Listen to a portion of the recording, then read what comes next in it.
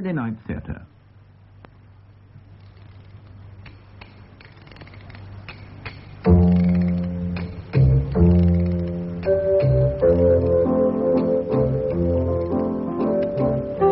Maurice Denholm, James Bolam, and Anna Cropper in The Last Chapter by Michael Gilbert.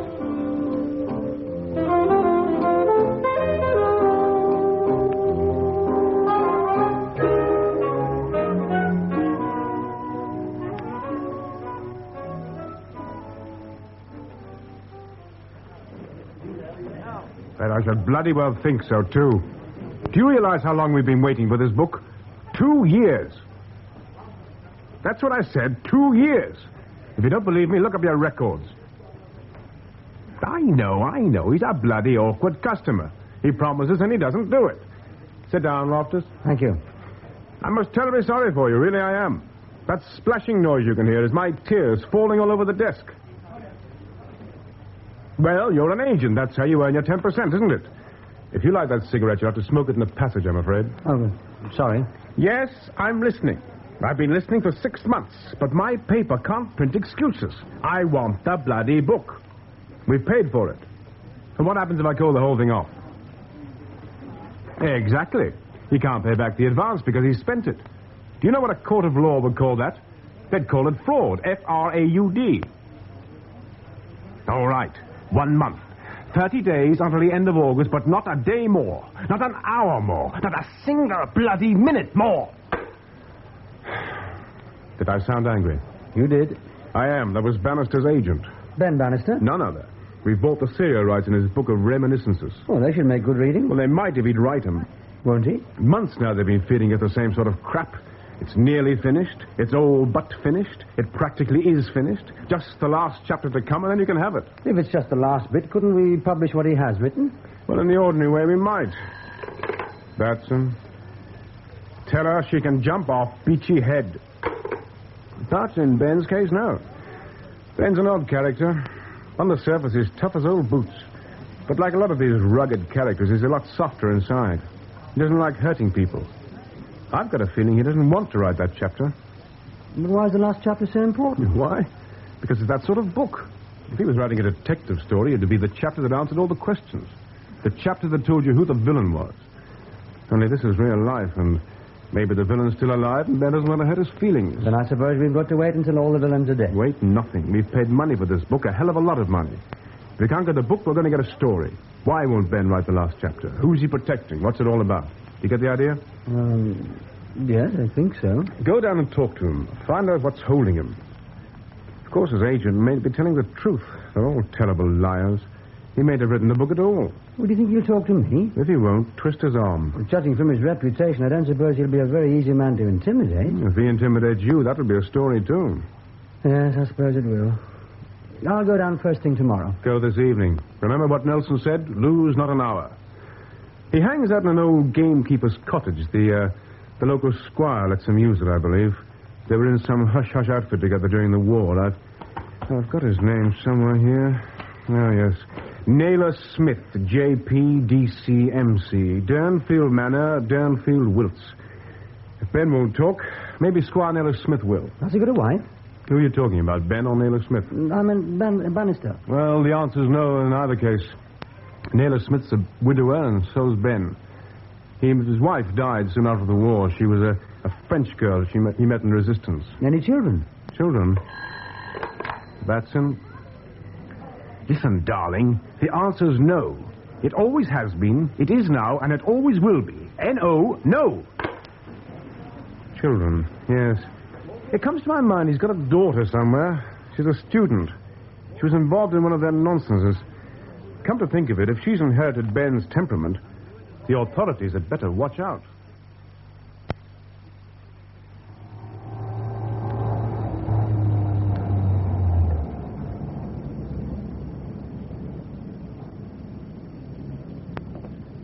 Good evening, sir. Oh. Hello, officer. I didn't see you. I saw you. You nearly went back into the ditch. Well, it isn't a very wide road, is it? No. I was backing to get my headlights on that signpost. Ah. I wanted to see which of them pointed to Durnfield. Well, they both do. That's helpful. Well, that way you go through Durnfield Village. That way you go through Durnfield Street. Which were you wanting? I don't want either of them, actually. I wanted Durnfield Manor. Mr. Naylor Smith's place? That's right. Only I don't want that either. Ah. I want the gamekeeper's cottage. Oh, Mr. Bannister. That's right. Do you know him? Oh, we all know Mr. Bannister, yes, we all know him. He's what you might call a character. So I'd heard. Which of these roads... Well, you could take either of them. Oh. The right-hand one goes through the village, like I said, then on a mile, and you find the lodge gates. Down the drive, past the house. You'll have to leave your car there, walk the last 100 yards to the cottage, right? Quite clear, thank you. You could take the left fork. That'll bring you up to the back of the cottage, but it's not so easy to find. Not in the dark. No, thanks. I'll take the high road. Ah. Good night, officer. Good night, sir.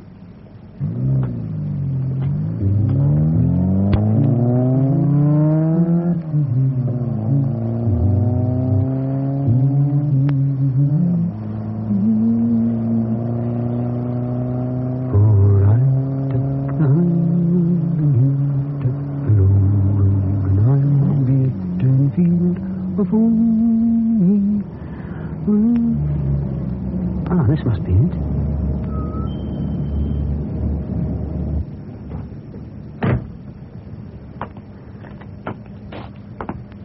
Oh, I hope he doesn't think I'm a burglar and take a pot at me.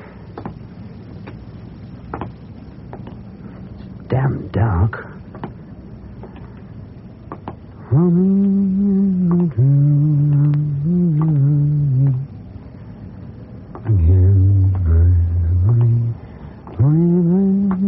Oh, damn! Only the owl. Watchman of the night. I wonder if there's anyone at home. Doesn't look like it. No lights. Stupid bird. Hop off and catch yourself a mouse. Is that a light? No, it's a fire. He must be coming back if he's lit a fire. I wonder if he's left the door open. Hello? Mr. Bannister? Anyone at home? Well, hello there, boy. Hello, then. Hello. Well, you're not a very good watchdog, are you, old boy? Suppose I'd been a burglar. He's dead. Take a grip of yourself, Loftus. Probably quite some simple explanation. The dog was dying. Old age had a fit. Bannister's going to fetch help. And that was probably him I heard driving away just now. He'll be back quite soon. I don't suppose he'd mind if I lit that lamp for a start. Matches.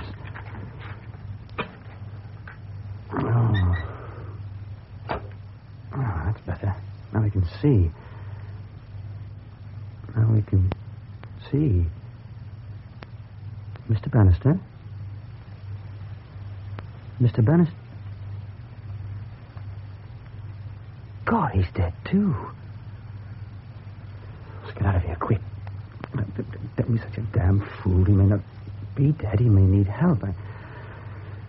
Anyway, it's no good running away. The policeman knows you were coming here. You're involved, whether you like it or not. Someone coming. Might be the killer coming back.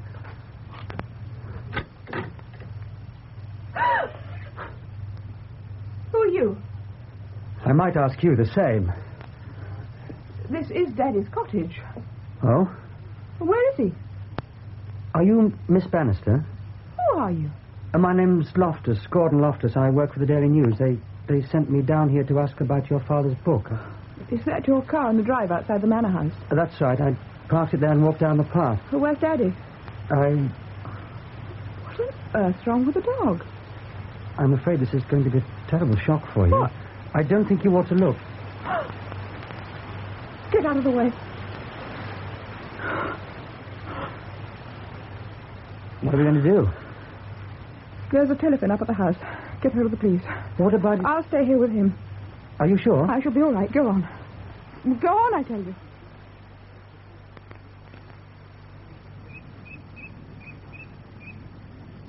I don't think Miss Bannister was very happy about that verdict, Inspector. Oh, why was that, sir? Obviously because she didn't believe it was suicide.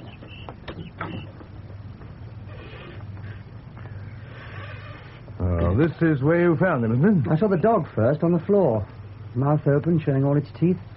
And then Bannister slumped in the chair with the same sort of ghastly smile on his face. I shan't forget it in a hurry. Well, that's the way cyanide works. Mercifully, it's quick. You're very certain it was suicide? That's what I think. That's what the jury thought. You don't think different by any chance, do you, Mr. Loftus? I'm not sure. Now, look, we know he was worried and depressed. The neighbors said so. The doctor said so. In bad health and worried about it. He'd been to see his doctor 3 times in the last month, right? Well, lots of men over 60 start worrying about their health. But they don't commit suicide. Well, some of them do. It's a bit thin, isn't it? If that were the only thing, I'd agree. But you heard the evidence. Cyanide. That's what killed him, and his dog, too. Now, cyanide's a thing which agents used to carry when they were parachuted into occupied France, I believe. I believe they did, yes. And if it was kept in an airtight capsule, it could keep for, 20, 30, 40 years. Well, that's what they said. And if he did it himself, that old dog makes sense. He was very attached to that dog. It's understandable he wouldn't want anyone else to have him. He'd take the dog along with him. That's a pagan idea, but... All right, yes, it is feasible. And if you're thinking someone else killed him, why should they kill the dog? Obviously, because if they hadn't, Corporal would have killed them. Oh, sorry, Miss Bannister. I didn't see you there. What was that you said? I said that anyone who wanted to kill my father would have had to kill Corporal first. He was a guard dog, trained to protect my father. If he'd seen him lying on the floor, dead or dying in agony, he'd have gone for the murderer.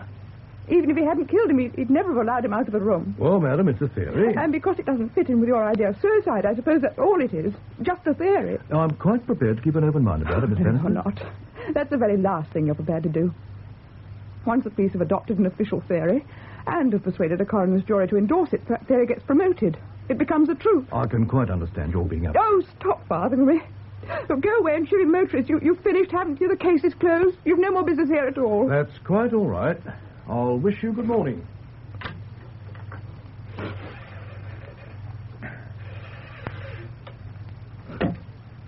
Poor man. You weren't very nice to him. Suppose not. I don't like dishonest policemen. Dishonest? Have you heard the way the evidence was rigged at the inquest?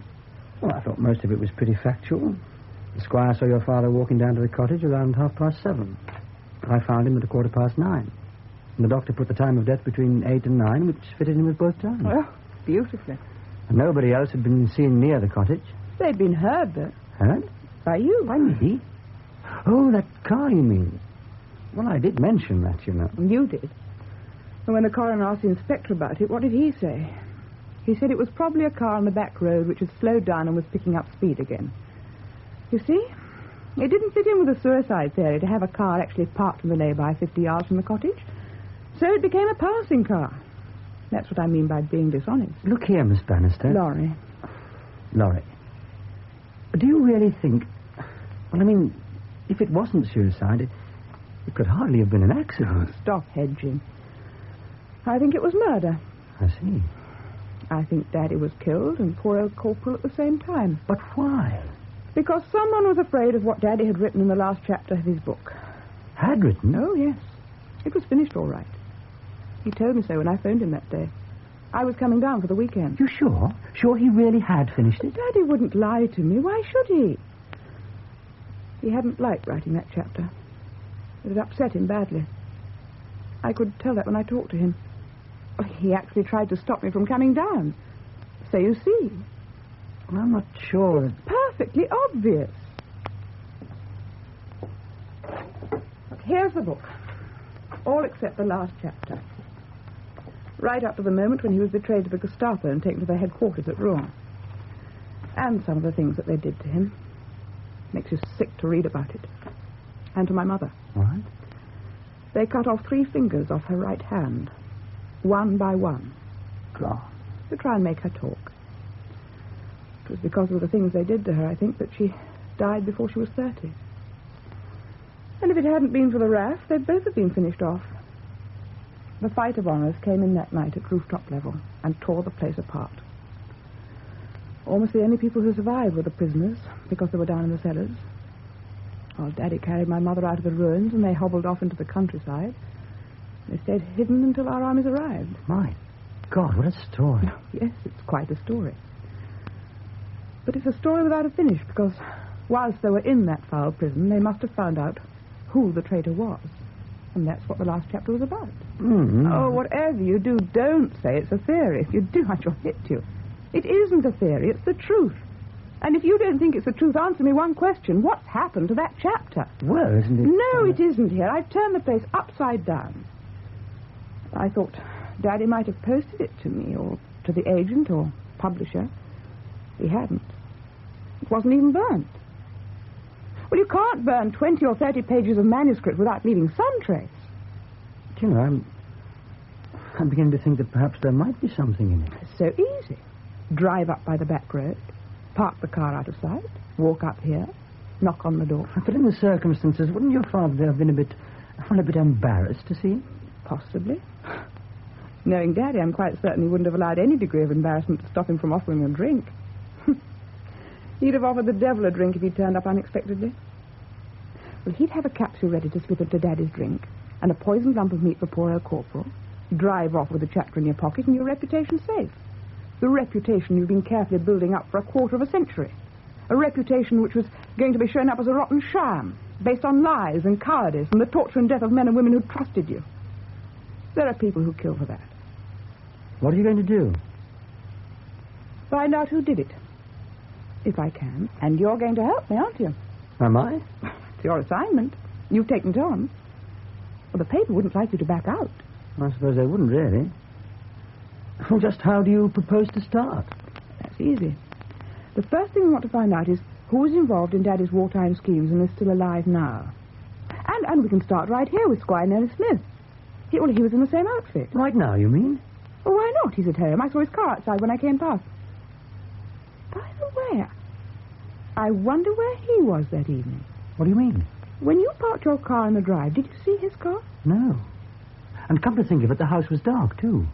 But when you went up to telephone, he was back then, wasn't he? Oh, what's so odd about that? He'd been out somewhere and got back, that's all.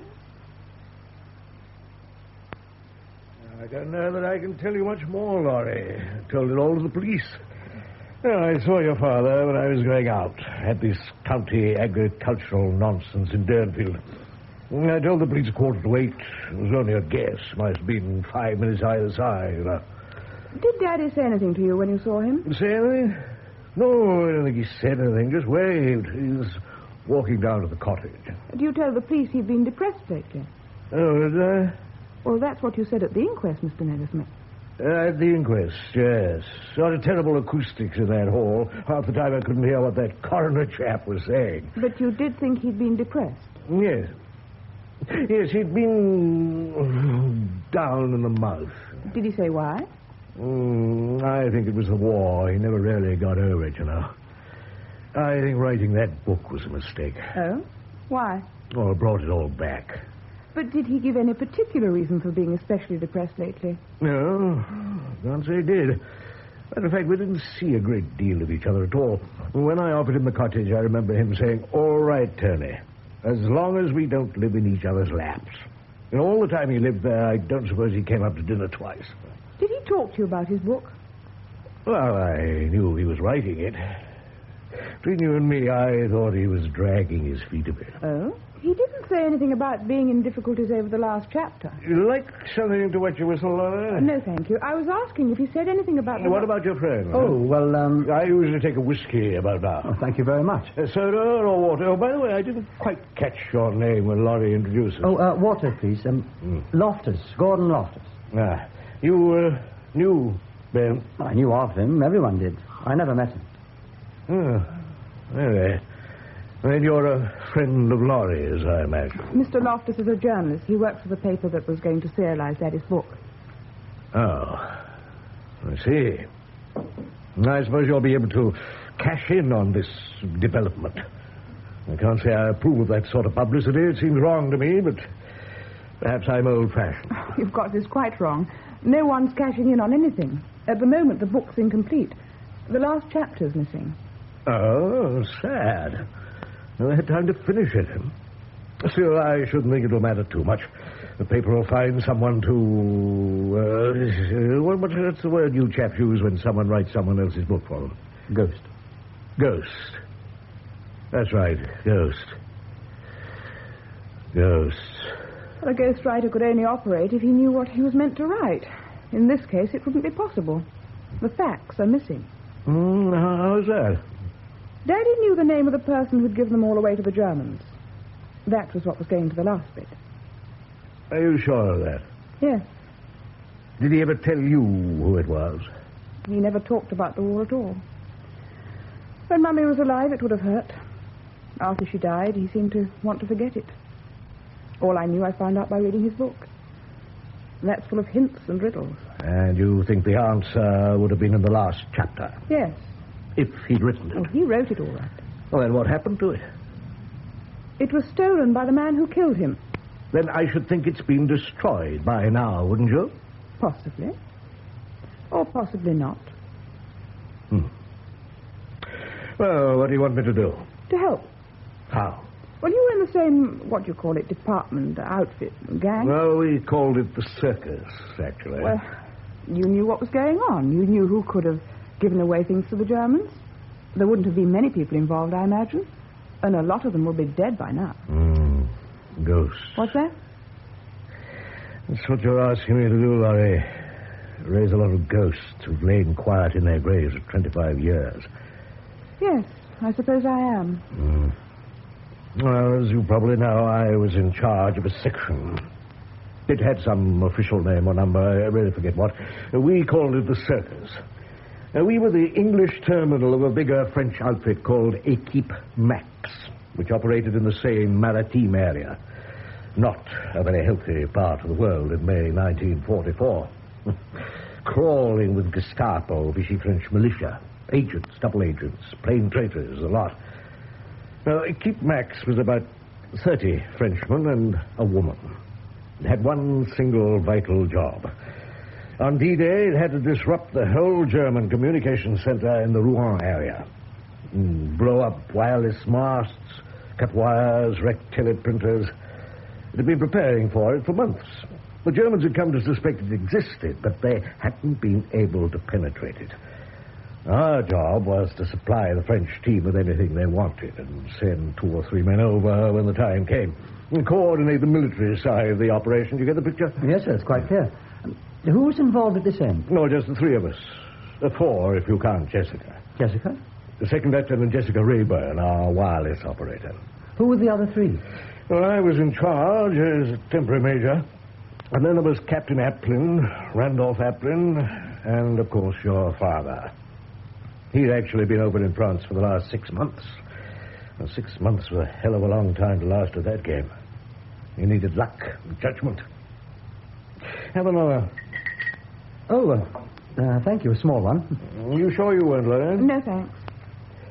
Oh, we operated from a small reception center. Just a couple of rooms in a Nissen hut, really. On the outskirts of an airfield, north of London. Jessica was the operator who handled our confidential signals traffic.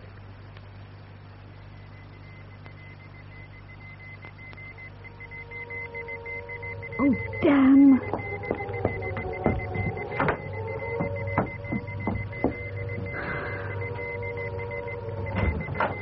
Please, would you mind shutting the door? Parfaitement, mademoiselle. Ben! Wait.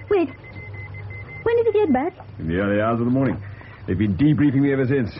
Wouldn't even allow me time to shave. Oh, it's lovely to see you.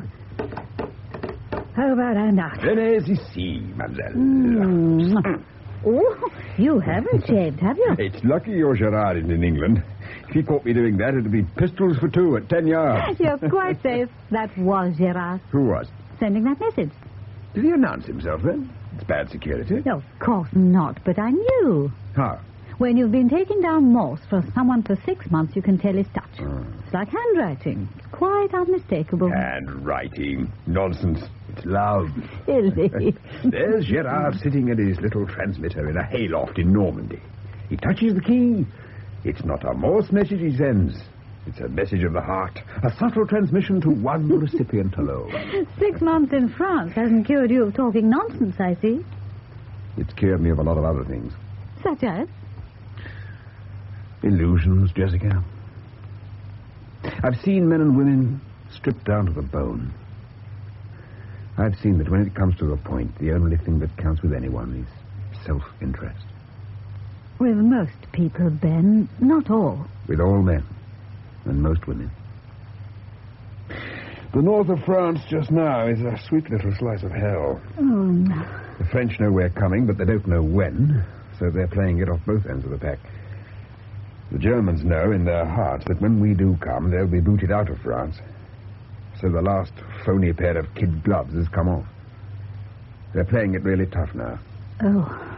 2 weeks ago, they strung up 12 workmen outside the power plant at Rennes because a dynamo broke down. They thought it was sabotage. It turned out to be a dud part from Germany, but it was too late to cut the 12 men down. Oh, poor Ben. You must be glad to be out of it. I'd be a lot happier if I could have brought my wife with me. Ben, you didn't. Marianne? Yes. Oh, when? On Easter Sunday. Oh, Ben, I'm glad for you, for both of you. It wasn't exactly a white wedding. We were married by the curé in a small village outside Bayeux. Half the villagers turned up to wash, and the other half were lying out round the village washing for Germans. We spent our honeymoon in a hut in the Marquis, specially built for us by the resistance. Oh, sweet. There was an alarm on the second night, and we had to run for it. Well, I'm glad it was the second night. You've got a very nice mind, Jessica. I don't think we'll tell the others about it, not just yet. All right. Where is Randy, anyway? Captain Appin's somewhere about nursing a hangover. I haven't seen Major Smith this morning. They don't hit it off very well together, do they? I'm afraid they don't. Well, they'll have to make an effort if they're going to work together in the field. Are they going over? How soon? No one knows exactly when D-Day is going to be. But I'll wager we'll be over there before the end of next month. Oh. Oh, hello, Randy. By God, it's there. Well, that's one cheerful sight on a bloody awful morning. And whilst I think of it, congratulations. Oh, so you've heard. Of course I've heard. It was gazetted last week. Oh, that. The modest hero, on being informed that he'd been awarded a second bar to his military cross, remarked, "Oh, yes." Oh, splendid. I missed it. The snag is it's making our commanding officer bloody jealous. Oh. He'd give anything in the world for a gong, and here's Ben got 3. It's not fair. How is Tony? Oh, his normal, bright, bloody little self. What else? Have you cured him of saying pardon yet? Oh, Lord, yes. We've progressed well beyond that stage. He's a quick learner, is our Tony. When he was on leave, he saw a film called Wings Over the Reich. Now everything's wizard prang, shot down in flames.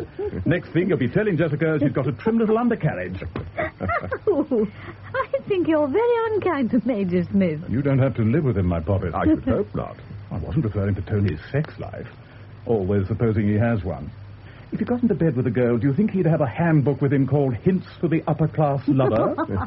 Talking about sex life, I hope you've been keeping an eye on Gerard, Ben. Oh. You know what these fiery Frenchmen are like. Gerard has been behaving himself like a perfect gentleman. Not a single glance for les Belgian filles. Not a glance. All his thoughts are for Jessica. See. They regularly tap out tender messages to each other. I never tried making love by Morse code. Must be quite an experience. Now you're both talking nonsense. Good morning, Major. How's the war going this morning? Were you aware that there is an air raid alert in progress? The song of the sirens did penetrate my drink-sodden old eardrums. It lays down quite clearly in station standing orders that when an alert is sounded, all personnel will carry steel helmets and respirators. If you don't do it, how can you expect the men to? I don't expect them to. It's a damn silly order, and if I saw anyone not obeying it, I'd look the other way. Hello, Ben. I heard you got back. Oh. How? Oh, well, I was powwowing with the DDA to the DDMI this morning, and he told me you'd arrived. Touched down. Come again? Touched down. In the Air Force, we don't say arrived, Major. We say touched down. No, I wasn't aware that we'd been seconded to the Air Force. Oh, let it go. You chaps spend all your time quarreling. There isn't much else to do at the moment. There soon will be. Ah. Oh? Didn't the DDA to the DDMI tell you? No, he didn't say anything.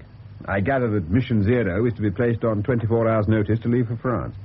That'll be you, Tony, and Randy, plus a signaller. I expect Sergeant Truman will be told off for that job. So is this just a latrinogram, or is it true gem? Top quality gem. Then I think he might have told me first. Between you and I... You and me. Oh, Huh?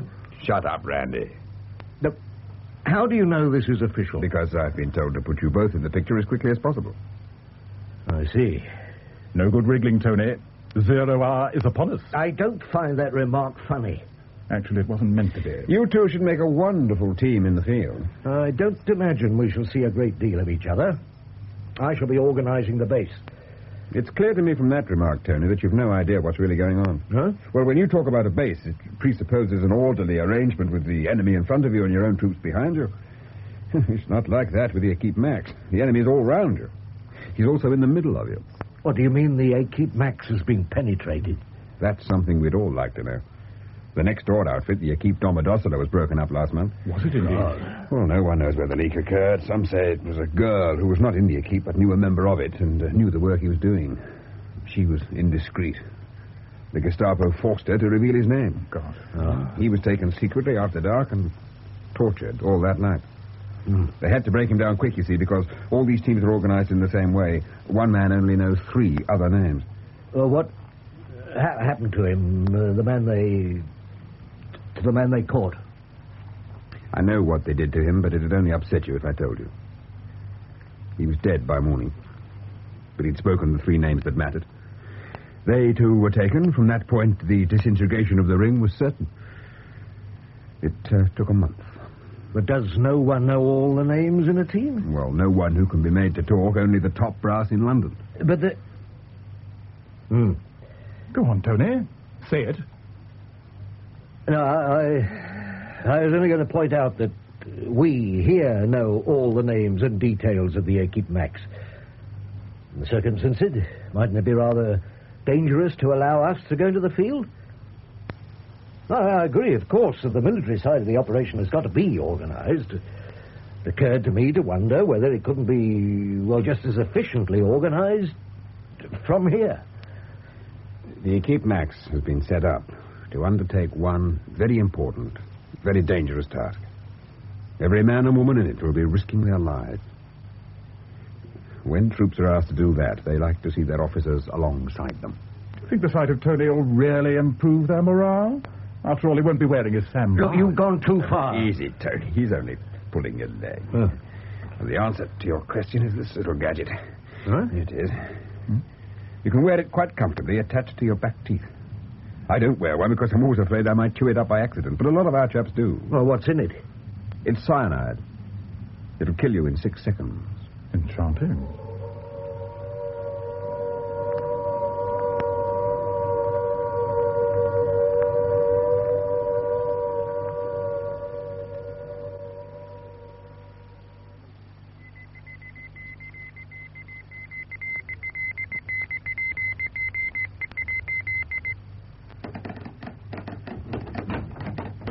What is it, Jessica? Another routine message with love and kisses from Gerard?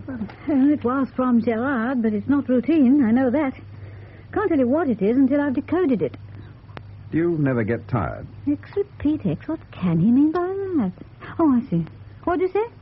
I've been watching you do this for 10 days. You seem to work a 20-hour day. You must get tired sometimes. I'm sure the people in the field get a lot tighter than I do. I can tell exactly what sort of day Gerard's been having from the way he transmits. I can tell whether he's fresh or tired or cheerful because things are going well or depressed or scared. Oh, that's permanent, believe me. You're scared all the time. Once, I even knew he'd been drinking too much. Don't tell me you could smell his breath over the air. There was a sort of flourish, a panache about his sending. You'd better watch out for it when you're married. Oh. What is it? You'd better read it. Not too good. Oh, you've both got faces like a wet Monday. Something wrong? Read this. The Major ought to see this message at once. Do you think Gerard may be exaggerating? Lost his nerve or something? Gerard's not given to panicking. If he says the Gestapo is sniffing around the Equipe Max, they're sniffing. It's May 25th. No moon. Something tells me you'll be off tonight. Then you must let me have the pleasure of telling Tony. You don't think he'll like it? Like it? He'll love it. He'll love it so much he'll wet his pants. When it comes to the point, he'll probably be as good as any of us. Care to bet on it? I'll give you long odds. I've been studying Tony's running form.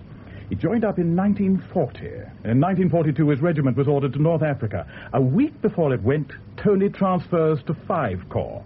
in England. 1943, 5 Corps goes to Italy. Tony transfers to this outfit. 2 very neat pieces of evasive action. Do you realize he sat out 4 years of this war without hearing a shot fired in anger? Oh. Hello, Tony. We've got some news for you. I'll tell him. We've had this from the Keep Max. Some bad trouble is blowing up. Oh? It looks as if they're going to want your help.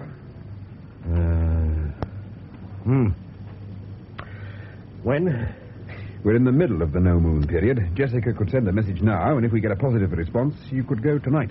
Can the RAF be ready in time? They've had a plane standing by for the last 3 days. Then I'd better warn Sergeant Truman.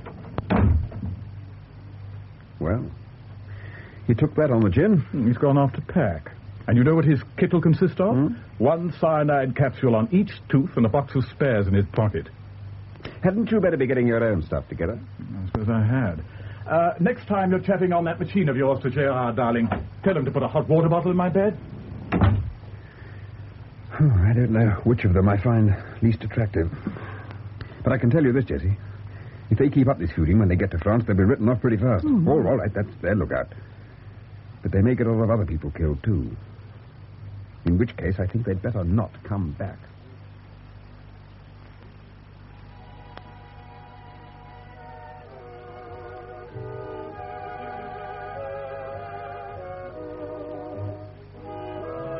Oh, do turn that thing off. Oh. What time is it, Jessie? 5 to 1. They should be there by now, shouldn't they? If everything's gone according to plan, which it never does. Yes, they should be dropping now. What's it like? I've often wondered. It's a wonderful sensation when the parachute opens. A feeling of complete release. For a whole minute you don't belong to earth or air. There's no sensation of falling. Actually, it's more like flying. That'll be them now.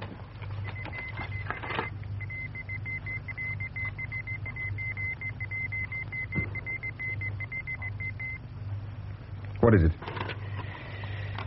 Party arrived. Reception safely completed. What's that? That's Gerard's call sign. Well, that's all right then. Jessie, what's wrong? It's Gerard's call sign, but it wasn't Gerard transmitting. It was someone pretending to be him. God. That means the Gestapo's moved in.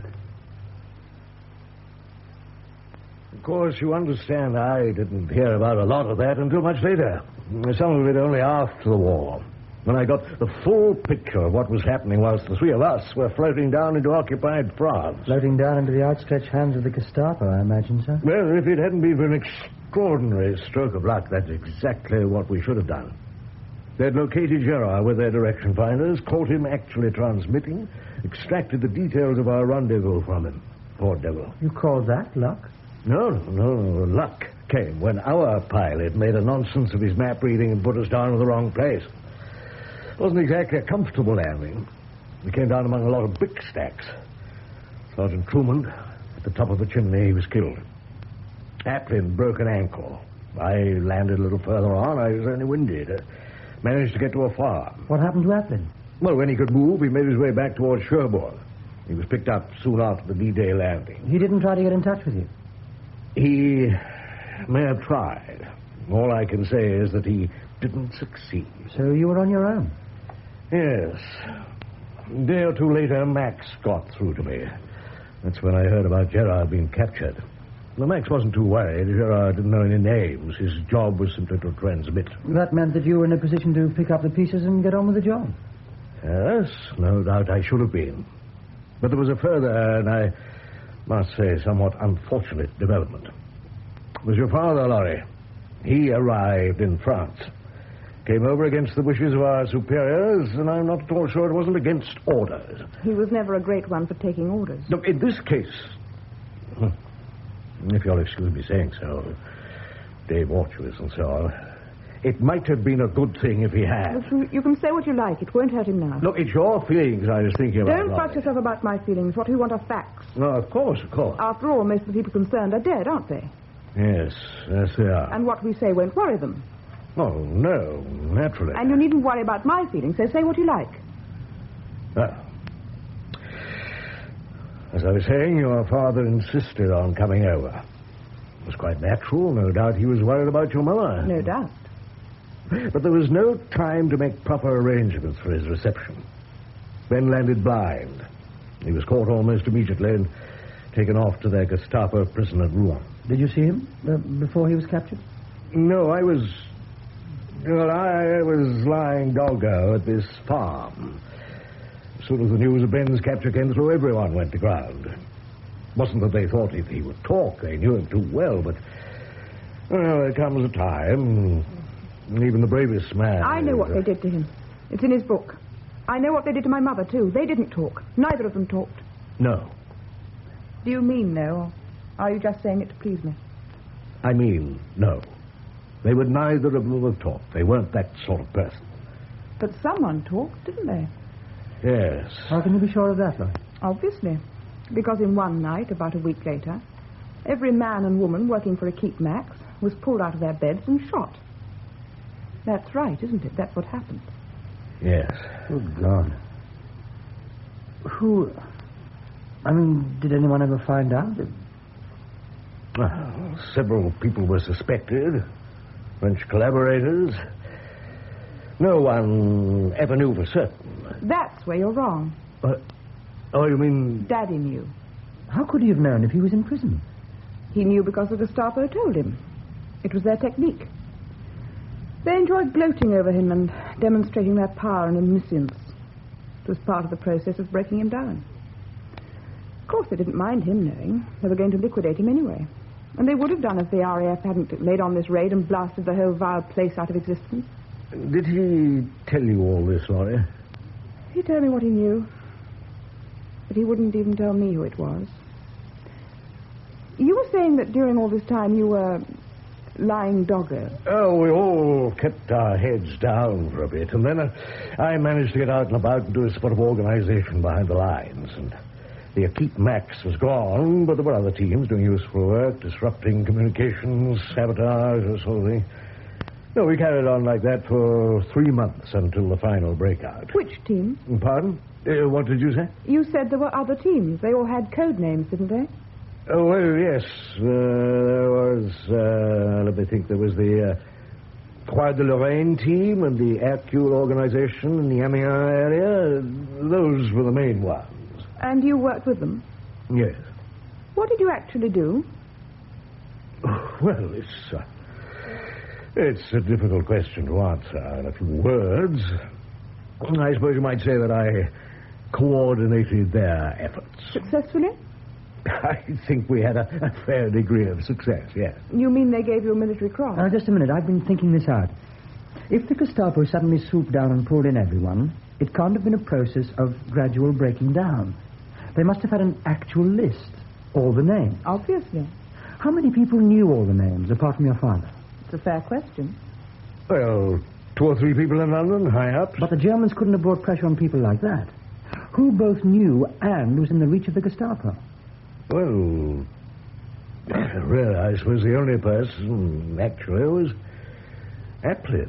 Oh, but there was one other person, wasn't there? No, if you're implying I wasn't implying anything. I was stating a fact. There was at least one other person who knew all the names. Look, ever since you came in here, you've been making hints and suggestions. If you have any accusation to make, I suggest you make it in plain terms. Of course. Well, then? I was thinking of Second Lieutenant Jessica Rayburn. Jessica? But she wasn't in France at all. No, but Gerard was. The Gestapo were holding him, and she was in love with him. Yes, but how... No, I don't see it. You're not trying very hard, are you? The Germans had a private line of communication over the wireless directly to her and to no one else. All they had to say was, give us the names, and we'll treat Gerard gently, and you can have him back in one piece after the war. Good God. Of course, they broke their word. They always did. But she wasn't to know that. What actually happened to her? Jessica? After the war, I didn't see a lot of her. When she heard about Gerard's death, she seemed to freeze up. She became very detached, almost inhuman. It's difficult to describe it. As far as I'm concerned, you don't have to describe it. I knew the lady well. You know her? I spent 4 unhappy years at St. Monica School for Girls, I beg your pardon, for young ladies at Amesbury. Miss Jessica Rayburn, CBE, was the headmistress, and one of the principal causes of my unhappiness. Batson? Oh, good morning, sir. Oh, I agree, it could be big, very big indeed. The suicide verdict killed the inquest, but if we could prove that the verdict was wrong, get it reopened, we shouldn't be sitting on half a story then. We should have a story and a half. Yes, I've got young Loftus here with me now. I'll warn him about that. I couldn't agree more. You've got to be damn careful. All the people involved are pretty important. One's a deputy lieutenant of the county and a JP. One's the headmistress of a large girls' school and, I understand, next in line for the headship of an Oxford college. And the third, well, that's Randolph Apton. If not the biggest fish, certainly the richest. Yes, I'll impress that on him. You've located Apton, then? Randy didn't take a lot of locating. He's not the shrinking violet type who hides his light under a bushel. He owns at least 3 very successful gambling clubs. Oh? Officially, they're members' clubs, but the only real qualification for membership is a full wallet. Are they crooked? The police say no. The play is straight. It's the debt collecting that's a bit rough. How rough? Well, I suppose you had a bad evening and wrote out a check for your losses. I suppose it occurred to you in the cold light of morning to stop the check. A bit later on, you might receive a visitor who would persuade you to change your mind. You mean he employs a lot of thugs who'd come and beat you up? Right. He sounds rather a rough customer himself. Yes. You'll have to be pretty careful when you interview him. Well, we could hardly expect Miss Bannister to do it, could we? Surely the police... Unofficially, I gather the police are very interested in Randolph Apton, but officially they haven't got enough evidence yet to justify an inquiry. On the other hand, it would seem quite natural for you, with this story to follow up, to go and have a word with him, wouldn't it? I suppose so, yes. Right, well, the Riverboat Club is the one the Major uses as his headquarters. It's on the Thames above Staines. It's got the extra advantage from his point of view that it's on an island, a private island. That means he can carry on his operations with a minimum of interference. With the minimum of interference. Charming. I suggest you go along this evening. Get in as an ordinary gambler. You can draw £20 out of the petty cash float. Right? All right. Yes, all right.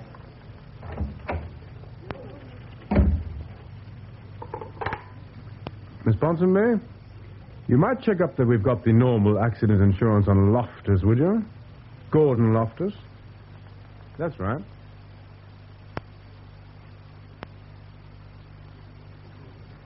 Rien va plus. Not in here.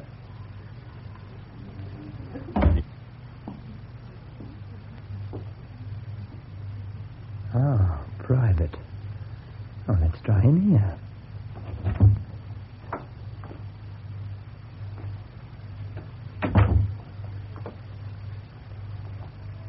Hi. What? Oh, I didn't see you there. No? Can't you read? Perhaps you're blind or something. You're not blind, are you? No? Well, what that notice says is private. Strictly private. That means keep out. Admission by appointment only, see? Yes, I can see that. Oh, what do you want, anyway? I had a complaint to make. Oh, a complaint, eh? It seemed to me to be odd that 0 should come up 3 times running, particularly with so much money on the board. Oh, you think the wheel's bent or something? I thought it needed looking into. Which table? Which table? That's right. Which table was it 0 come up 3 times? Oh, the one in the middle, the main one. Harry? Leslie here. I've got a geezer here complaining you've been having too much 0. Yeah. Well, I just wondered. No bother, I can handle it. So you've been telling fibs, mister. The big table hasn't had a 0 all evening. Oh, what's the game? I'll tell Major Applin when I see him. Yeah, but will you see him? That's the point, lad. Who are you? Nothing to do with you. Kindly step out of the way. You're not a policeman, are you? I'm... No. I thought not. You look stupid, but not quite that stupid. Hey, wait, I've got it. You're a private eye. Like on the films, with all them lovely girls. Hey, what I can't make out is this. If they've got all them lovely girls, why waste their time detecting? You ever think of that? Will you get out of the way? We had a private detective here last winter. He fell in the river. Laugh? Mind you, it wasn't too funny because it was Christmas Eve and the river was full of sodding great lumps of ice. Now, look here. The water's a bit warmer tonight. All the same, it's 100-yard swim, best part of. Wouldn't do that sharp suit of yours much good. So if I was you, lad... Get out of my way.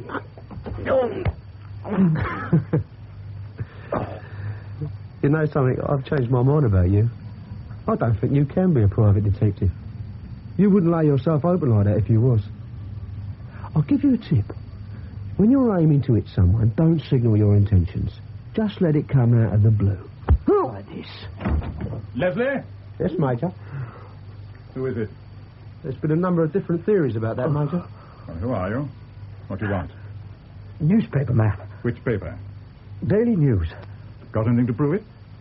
Wallet. Daily News.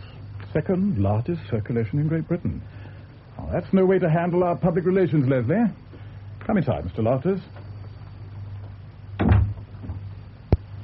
Have a drink. Well, That's right. I don't want to take too much notice of Leslie. He's just a natural delinquent. Here you are. Unhappy home background, I wouldn't wonder. Thank you. Now, what can I do for you, Mr. Loftus? Yes. We're not afraid of publicity here. Nothing to hide. Everything's fair, square, and above board. Nothing to shock the vicar. We had a vicar in here the other night. Took a packet opposite Shemmy, too. As a matter of fact, it wasn't your club I wanted to talk to you about, Major Applin. Oh? It was about your wartime experiences. Oh. I don't know if you read in the papers about Ben Bannister. Oh, poor old Ben, yes. I read about it. And the thing is, some people had a sort of idea that it might not have been suicide. No? Odd sort of accident. Not an accident. No? Well, perhaps you'd better tell me what this is all in aid of. For a start, just how do you come into it? I was sent down by my paper to see about a book he was writing. Are you the chap who found the body? Yes, I found it. Miss Bannister turned up a few minutes later. Laurie? Oh, she's quite a girl. Mind of her own. I bet it's her idea someone knocked off her old man. Am I right? In a way, yes. And she thinks it's something to do with what happened in the war? Someone who didn't want her dad to blow the gaff in that book of his? As a matter of fact, he had blown the gaff. He'd finished the book, but someone seems to have walked off for the last chapter. How do you know he'd finished it? He told his daughter so. Did he show her the finished job? No, but he said he'd done it. Ah. Well, I'll tell you what I think, Loftus.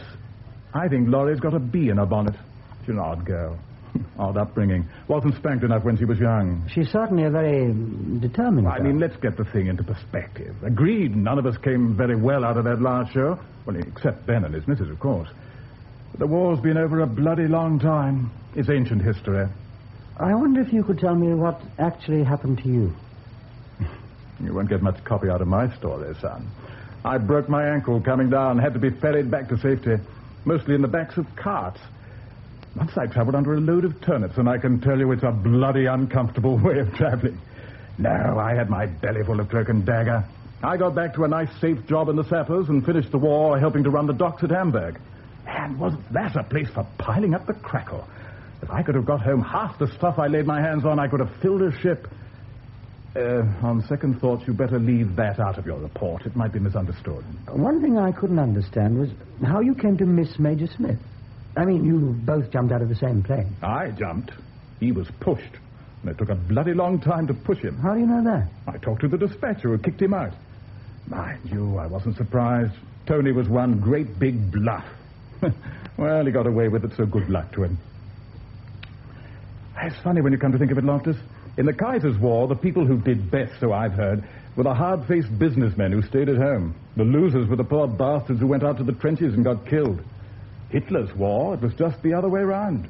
The people who really made something out of the war were the Tony Smiths.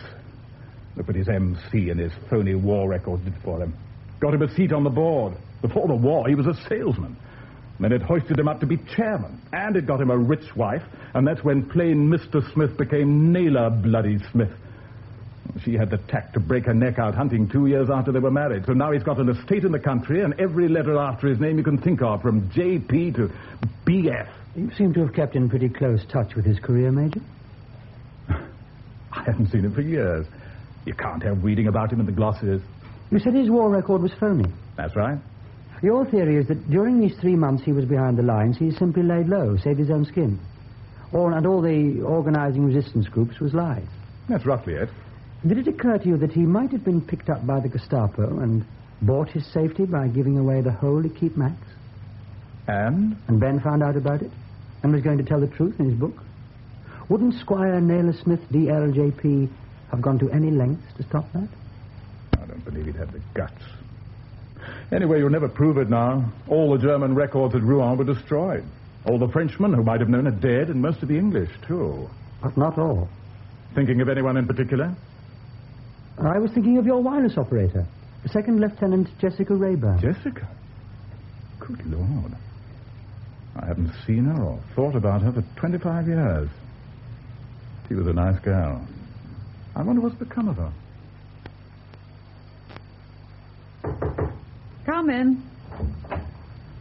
Good gracious, it's Laurie. What a nice surprise. Come in. Do sit down. Thank you, Miss Rayburn. I've read about your father. I'm sorry. Thank you. Do you mind if I smoke? Please do. Did he ever talk to you about the war? Hardly ever. I did know that you were colleagues. Oh, colleague is rather too grand a word. I was the maid of all work in his outfit. I suppose that's why he sent me to school here. It seemed most unsuitable in every other way. You wouldn't have fitted comfortably into any school, Laurie. What makes you think that? You're a natural nonconformist. Perhaps. Oh, by the way, I met Miss Cross on the way in. Oh, yes. I liked her. I must tell her. She said that St. Monica's might have to be looking for a new headmistress soon. Is that true? It's true, but I wasn't aware that it was public knowledge. These things get out. Is it right that you're in line for Oxford? Unofficially, I believe that the decision has already been made. In your favour? I understand so. I wonder how you'll make out to the students. Do you think we shall come into conflict? Sure to. I know what I'm talking about. I took part in more student demonstrations than any other girl in my year. The high point was when I was arrested for assaulting a police inspector. You don't approve? It's not the sort of item I should include in our news of old girls' activities. But I suppose that a certain amount of dissent is a healthy symptom. That sounds fine, but you wait till they start throwing tomatoes. One must learn to dodge. And fill the petrol tank of your car with treacle. Goodness, do they still do that nowadays? Well, it was nice of you to come and warn me. I must have a lock fitted to the petrol cap. Yes? There was something else I wanted to talk about. Yes? It was about Daddy's death. Oh? You read about the inquest? Yes. Oh, why will they always put that in about the balance of the mind being disturbed? It's upsetting. It's usually meaningless. It means even less in this case. Oh? Since he didn't commit suicide at all. Is that your idea, or is it official? Oh, unofficial. The police think it was suicide. They managed to force their ideas on the inquest. Really? I should have said it was the only possible verdict, but then the newspapers may not have had all the facts. They didn't mention the most important fact, that Daddy was writing a book about his wartime experiences. Oh? But that the last chapter, the one he'd just finished, was missing. And you think someone stole it? Is that your idea? Yes. And killed your father to get it? Yes. And poisoned his dog? How did you know his dog was poisoned? It's in half the newspaper accounts. Now, Laurie, you have got to stop this nonsense at once. It's not nonsense. You have been telling yourself stories, making up mysteries where no sort of mystery exists. If there's no mystery, where's the last chapter? I should think that the likeliest explanation is that he never wrote it. I know that he wrote it. He told me he had. Why should he lie to me? Well, very well, then he destroyed it. How? Burnt it? In that tiny grate, 20 or 30 pages without leaving a sign. Well, threw it away. Now, Laurie, you have got to stop this. If you don't, someone's going to get hurt. Badly. I'll stop when I'm convinced that it was suicide, not before. I once wrote on your report, Laurie has a good and tenacious brain. She is as yet incapable of that logical and disciplined thought which is the hallmark of a scholar. Do you remember all your reports? I remember that one because I thought very deeply before I wrote it. Let me give you some advice. Before you take any further steps in the matter, do some thinking. Think about the dog. About Corporal? Was that his name? Yes, about Corporal. By the way, there was one other thing. Yes? When I was talking to Miss Cross just now, she was saying how sorry she was about my father and when it had happened. And when I mentioned the date, she said, oh, yes, she remembered that evening particularly. She remembered it because you'd cancelled a staff meeting at the last moment. Yes? They saw you drive off in your car and wondered what could have called you away so suddenly. Private business, Laurie. Private business. Now, do remember what I said. Think about the dog. Here you are, Loftus. That's from our man in Paris. You can keep it. It's a copy of what he found in the archives of the War Ministry. The Croix de Lorraine? Yes, they were operating in the hills south of Rouen. The other one is the Hercules organization from Amiens. Interesting reading, don't you think? Very.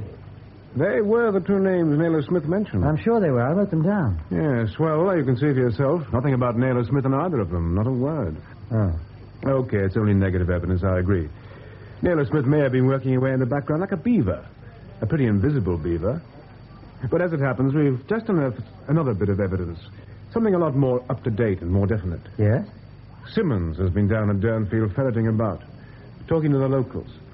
He's found two characters who actually saw Naylor Smith's car come out of the drive around 7:30. They were in the hedge opposite, and I think they may have been setting snares. They're a bit coy by that bit. But that just confirms what he told us. He drove into Durnfield for a farmers' union meeting. Quite so.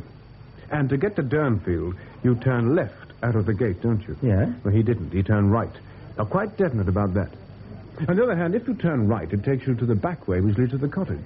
I suppose he might have had some other job he wanted to do before the meeting. There was no meeting.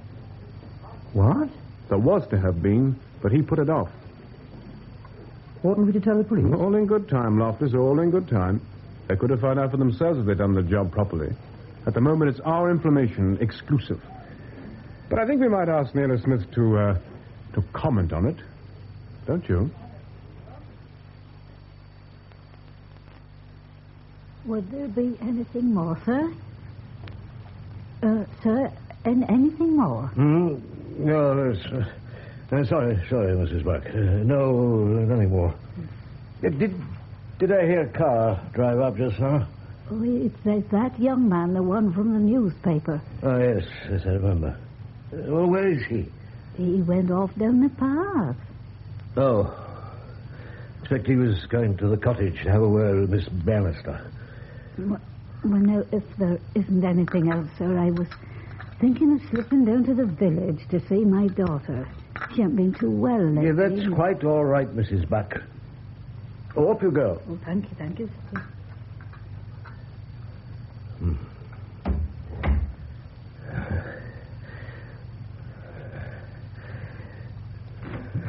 It'll have to be the 12 more.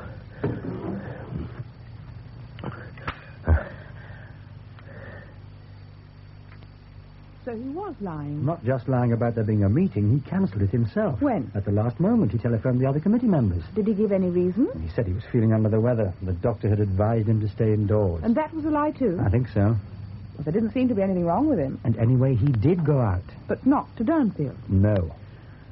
So it's pretty clear where he did go. He drove round, parked his car in the lay-by, and walked up here. You told me that although your father and he were neighbours, they didn't visit much. No. So, to put it mildly, your father would have been a bit surprised to see Naylor Smith walk in unannounced at that time of night. Now, what would he do? Knowing Daddy, offer him a drink. Exactly. And when your father's out of the room, fetching water for the whiskey or whatever, nothing easier than to break a capsule of cyanide into the glass and put a piece of poisoned meat into poor old Corporal's dish. Yes, but why take the car? He could just as easily have walked down. I fancy we shall find that he was setting up some sort of an alibi. He couldn't fake the NFU committee meeting. It involved too many people. That's why he had to put it off. Then who's the alibi? We don't know, yet, because he hasn't had to use it. But I don't mind betting that if suspicion swings in his direction, he'll trot it out fast enough. I had to put the meeting off, you're saying. Because I was meeting someone or other someplace miles away on the other side of Durnfield. 8 o'clock. You sound pretty sure about this. I am sure, quite sure. Well, theoretically sure. Meaning? Meaning, Laurie, that I believe it with my head, but not with my heart. He's the obvious person. He had the means and the motive and the opportunity, and what's more, he's been telling lies. Well? I just don't think he's the type. You mean he hasn't got the guts? He hasn't the shape of a killer. To save his precious phony reputation, he'd kill for that. If you're right. I know I'm right. What are we going to do about it? Tell the police what we think? Would they act on it? I'm damn certain they wouldn't. Squire Naylor Smith, a pillar of the county. If he wrote out a confession and swore it in front of a notary public, they wouldn't believe it. So we do nothing. Couldn't you get your paper to publish what we found out? Well, not make any definite accusations, but sort of let the facts speak for themselves. They'd never do it, too scared of libel. Then suppose we tell him. Well, what good would that do? Provoke some sort of reaction, don't you think? Did it occur to you that it might provoke a reaction that was altogether too violent for our comfort? Too violent? If he's killed once to protect himself, has it occurred to you that he might kill again? He's not that sort of man. You said so yourself. We were wrong about him once. We could be wrong again. Oh, talk sense. He was able to kill Daddy because Daddy trusted him. We don't trust him. We'd be in our guard if he offered us a drink. What is it? It's all right. I thought I heard something. Go on. If he offered us a drink. We'd refuse it, that's all. Well, I wasn't thinking about poison. I was thinking of something more direct. He's got plenty of guns in that room of his. Suppose he decided to come down here and stage a little accident. Oh, he'd never dare. Or a little suicide scene, perhaps? Love nest in the gamekeeper's cottage? Look, you may be enjoying this. I'm not. What's up? I'm getting out of here. Where are you going? Oh, back to London, somewhere where there are plenty of people. I shouldn't. Shouldn't what? Go outside. I thought I heard someone moving a moment ago. I heard it again just now. There is someone out there. Are you sure? Don't whisper. Talk in a natural voice. Yes, I'm quite sure. What I heard was a foot hitting that scraper thing. I nearly fell over it myself the first time I came here. Someone standing quite quietly outside that door. He's listening to us. I shouldn't think he can hear what we're saying, and as long as we go on talking naturally, there's a chance he won't come in. There's only one thing for it. We've got to rush him. Now, can you reach that poker? Be careful. Good. Now give it to me. Now, as soon as I'm in position, you've got to get up quietly, go across and open the door. But until then, keep talking. God, I can't think of anything to say. 1, 2, 3. 3 blind mice. They all ran after the farmer's wife. She cut off their tails with a... God, but I'm scared. Now. Hold it! Something bothering you, Mr. Loftus? Oh, sorry to startle you, Miss Bannister. Inspector, that man behind you. Watch out for him. Oh? He's dangerous. I'm sorry to hear that. Have you two met before? We've met all right. He's called Leslie. I don't know his other name. He works for Major Applin, a nightclub owner. He's a criminal. There now. It just shows how easy it is to jump to conclusions, doesn't it, Miss Bannister? Look, what's going on, Inspector? Who is this man? What are you two doing here? One question at a time, eh? Now, this young man is Detective Constable Locke of the Criminal Investigation Department. Seconded as of now to the Wiltshire Constabulary to assist them in their investigations. Leslie? I'm sorry I had to be a bit rough with you, Mr. Loftus. Well, since I was acting as Major Applin's bodyguard, well, I had to act the part, see? Did you have to be quite so enthusiastic? Well, it took me 6 months to work my way into that job. Couldn't spoil the ship for a hape at the tar. Next question. You were wondering why we were listening outside your door. Well, the answer to that is quite simple, too. We heard a man's voice, but we couldn't quite make out who it was. And we wanted to be sure it wasn't Mr. Naylor Smith. Oh, why? Well, I thought the time had come for a frank exchange of views, madam. Last time I spoke to you here, you expressed dissatisfaction about the verdict of the inquest of your father. I was dissatisfied then, and I'm a great deal more dissatisfied now. Oh, why would that be? Because Mr. Naylor Smith lied about his movements that night. He said that he was going to a farmers' union meeting in Downfield. There was no meeting, and he didn't go to Downfield. Did you know that? Oh, yes, we knew that. How? Look, you carry on, madam. Finish your side of it first. Then I'll give you ours, and we'll see how they fit. Well, we found out, not for certain, but almost for certain, that he was guilty of a piece of despicable cowardice during the war. We think that my father knew this and had decided, at last, that the truth ought to be told. And that would have been in the last chapter of that book he was writing? Yes. The chapter that disappeared? Yes. Ah, pity. What's the pity? Well, it's neat. It's logical. It's not... Well, it's convincing. But it isn't true. But surely you must... Naylor Smith wasn't down here that evening between 8 and 9. He wasn't anywhere near here. He was 20 miles away in a pub at Latchingford called the White Hart. Didn't I say he'd dream up a phony alibi? Who says he was there? I do, miss. You? Yeah, one of my jobs, you see, was driving the Major, particularly when he was out on a dodgy trip. Something he didn't want other people to know too much about, see? Do you mean to say that... That's right, miss. It was the Major who was meeting Mr. poor old sucker Smith at the White Hart. By appointment, and not for the first time either, I gather. The fact is, Applin had been blackmailing him for years. What you found out about his wartime career was true. Not that he betrayed his comrades. I don't think that came into it. But the fact that he didn't really do anything at all. The story he told when he got back, well, it was a lot of wish-wash. He ought never to have had that medal, that's for sure. See, from what I gathered from the Major, he used to laugh about it a good deal. Smithy hid up in a farm. The trouble was all the young men on the farm had been conscripted by the Germans for forced labour. So they dressed him up as a woman. What? Yeah, it makes you smile, doesn't it? Applin went back to the farm afterwards, got the whole story, and the photograph of Smithy in a skirt. Now, that was one of the things he was going to circulate if Smithy didn't cough up. Good God. It wasn't as if Applin actually needed the money. He didn't. But he hated Smithy's guts. Squire Naylor Smith, DLJP, MC, the big county magnate. And what Applin really enjoyed was watching him squirm. Sadistic beast. Don't worry, madam. He'll soon be laughing on the other side of his face. With what Lockyer has picked up about his business methods, we reckon we can put him away safe enough. The only thing is, if he goes down, won't he take damn good care that Squire Naylor Smith goes down with him? After all, he'd have nothing to lose. I'm afraid that's a risk we'll have to take. Yeah. That sounded like a shot. Come on.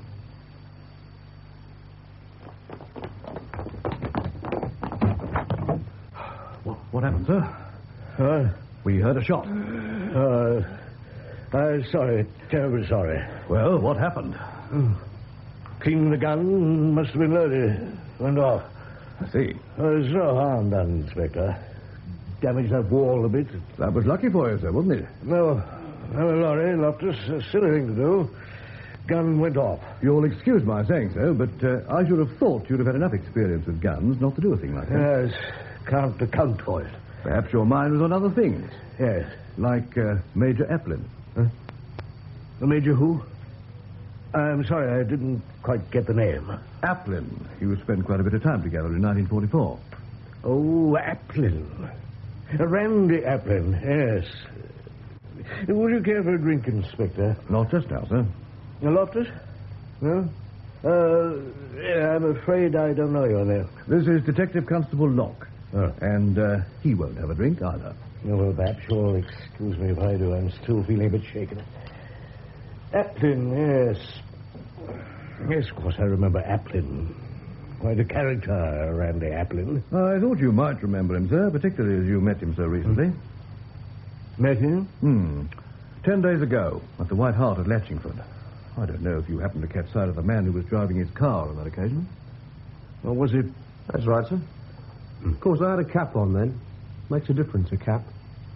Why are you telling me this? Because, sir, I think you can help us, and we can help you. Help me? If you'll let us. How? It's come to our knowledge that Applin was extorting money from you. Considerable sums. Has been for some time. Well, he's going down. Not for that alone. Other things, too. But this is one thing that will come out, that's for certain. I see. And it seems to me that the best thing for you to do, in a manner of speaking, is to take the bull by the horns. I'm not sure that I follow you. If you are willing to give evidence against Applin on the charge of extortion, it seems to me that you'd come out of it very well, sir. The court would protect you. No names, no photographs, in fact, no identification at all. Mr. X, you know the form. Since you're being very frank, Inspector. Then you'll help us? Must I give you my answer now? We'd like to move in on Applin tomorrow. Then I'll give you my answer tomorrow. Fair enough. We shall be at the police station. I'm going back there now. No, don't go, Laurie, or you Loftus. There's something I want to say to you. Hang on whilst I show these gentlemen out. The gun, Rory. Pass it over here, quick. Both barrels loaded, only one fired. I think we'll have the other cartridge out safer like that. He couldn't be getting... Maybe not. All the same, better take no chances. Won't you sit down? Are you sure you won't have a drink? Oh, not as sure as I was, sir. Right. I asked you to stay behind because there was something I had to say to you. I judge from what the inspector said that you know why Applin was blackmailing me. He was blackmailing you because he hated you. Did he? Yes, I suppose he did. I certainly hated him because he knew the truth about me. And that is very simple. I'm a coward. Always have been. Expect I always will be. In the ordinary way, you know. It's a thing a man conceals easily enough. Not from himself, perhaps, but from other people. If you don't hunt and you go to a good dentist and keep clear of barroom brawls, you can build up a very convincing model of a man. It's only a dummy, but with a bit of luck, the truth need never come out. But you can't do it in wartime. Not entirely. You could dodge and duck, but it catches up with you in the end. Caught up with me in France. Well, what makes you really afraid is the pictures you see inside your own mind. I could see that Gestapo whip, shining with blood, cutting into a naked back, and then pulling away with little bits of flesh and skin sticking to it. Don't. You know, that's why when it came to the point, I couldn't even shoot myself. The last moment I saw my own head with the jaw blown away and the blood running out of the empty eye sockets. Oh, that's horrible. Stop it. Look, if you understand that, you'll understand what I've been living with for the last 25 years. And you may begin to understand my admiration for your father, who was the bravest man I ever knew. He wasn't stupid like Applin. He had plenty of imagination. But he had it under control. And he was modest with it. You know what he said when I offered him the cottage to live in? As long as we don't see too much of each other, he said we should get on comfortably enough. Two old paper tigers. He said that?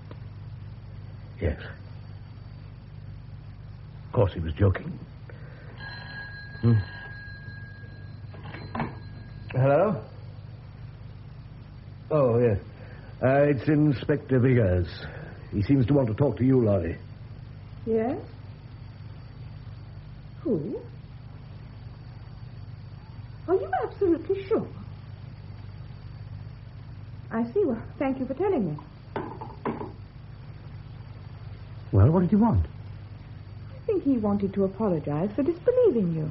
Me? Remember you said you had a car starting up and moving away from behind the cottage that night? Well? They found someone who saw it. And they've got the number. KKJ 116E. So they'll be able to trace the owner. I know who the owner is. That's Miss Raven's car. Oh, Jessica? What on earth would she be doing there? I did wonder why she'd cut that staff meeting.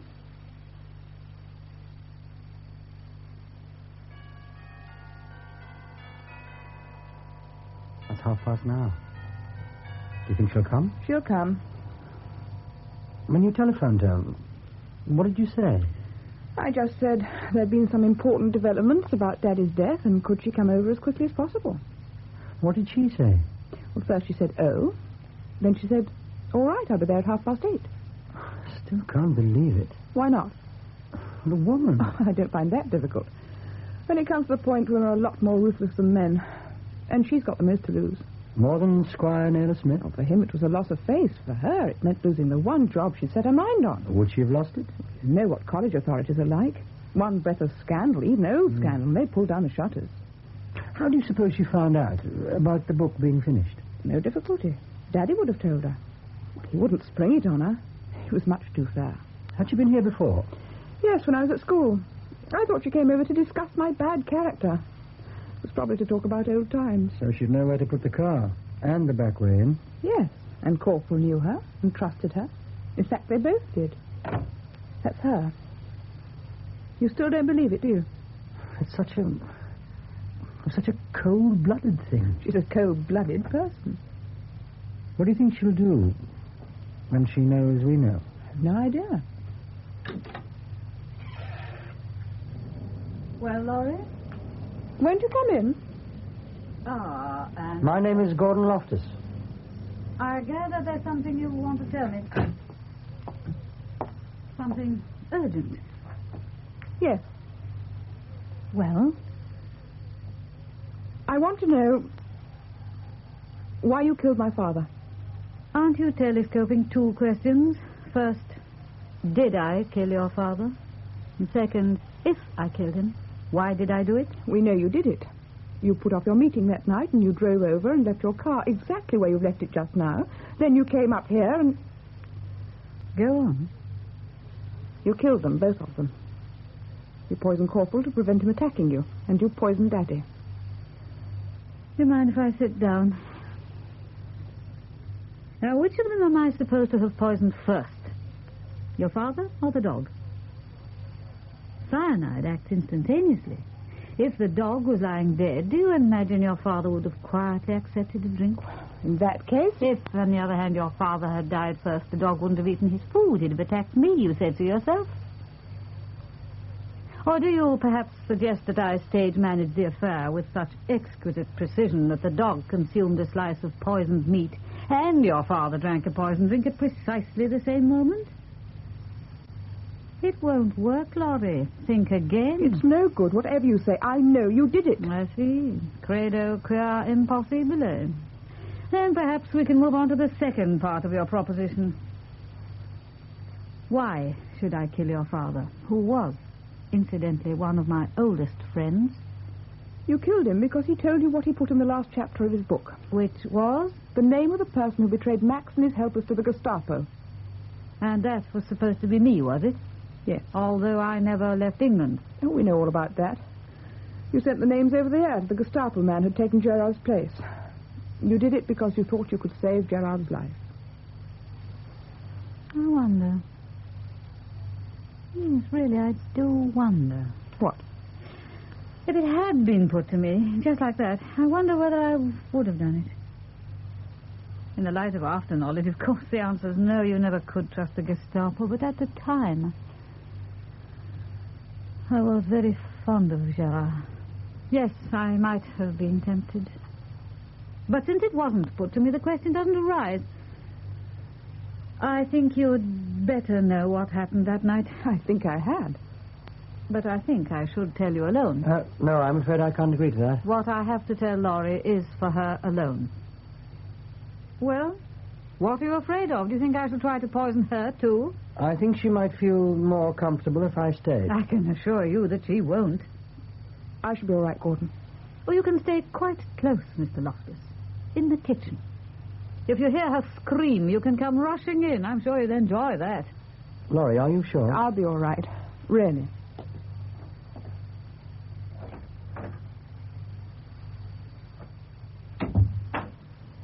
Well? I came here that night in answer to a telephone call from your father. He was obviously upset, almost incoherent. But one thing was clear. He wanted me, so I put off my meeting and drove over. When I came into this room, the first thing I saw was the dog lying dead on the floor. The next thing I saw was your father, in that chair you're sitting in. He was dead, too. It's a lie. You're making it up. I'm afraid it is the truth, and I know who killed him. There's not the least mystery about it. There never has been. Go on. Are you sure you want to know? Of course I do. You don't think, perhaps, that after 25 years one should let the dead bury their dead? I'm going to know, and I'm going to see that everyone else knows. Youth, so clear-sighted. Black or white, right or wrong. Let justice be done, though the sky fall. Never mind how uncomfortable it may be for the people it falls on. It's no use. You can't talk your way out of this. Yes, I see. Actions, not words. What's that? The last chapter of your father's book. So it was you who stole it? Stole, Laurie. Since it was lying on the table in this envelope addressed to me in your father's own handwriting, I hardly think we can call it stealing. You'll find what you're looking for on page 8. I've marked the place.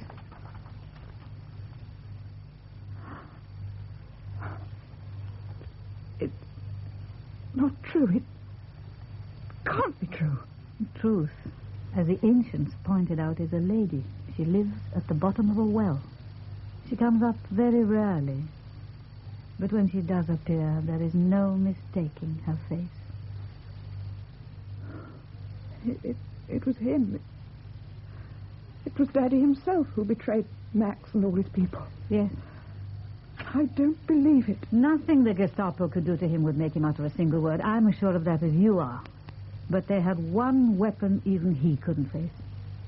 They tortured his wife in front of him. And they went on until he broke down. That's the secret he's been carrying with him all these years. In the end, he couldn't live with it any longer. So he wrote it all down in these last few pages to let the world know. Maybe also to clear anyone else who might be under suspicion. That'd be like him, too. And when he'd done it, when he'd written the last word, he ended a life which had become a burden to him. And he took old Corporal along with him for company. Laurie, what is it? Oh, go away. What's she done to you? Please, go away. Very well. That's what you want? Poor young man. You'll never know how near he was to the scoop of a lifetime.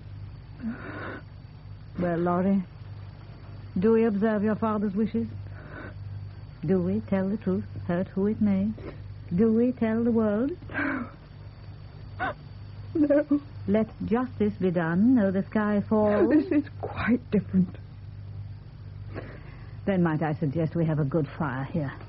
If we tore the sheets up and fed them in, one at a time.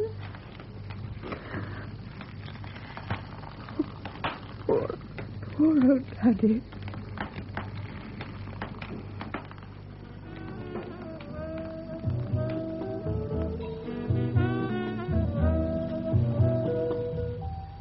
The last chapter was written by Michael Gilbert. Maurice Denham played the part of Naylor Smith, James Bolam, Gordon Loftus, and Anna Cropper, Laurie. Batson was played by Alan Barry, the policeman, Geoffrey Collins, Inspector Viggers, Peter Tugnam, Jessica Rayburn, Kathleen Helm, Ben Bannister, John Pullin, Randolph Aplin, Alan Cuthbertson, Leslie, Nigel Anthony. The production was by Nestor Payne.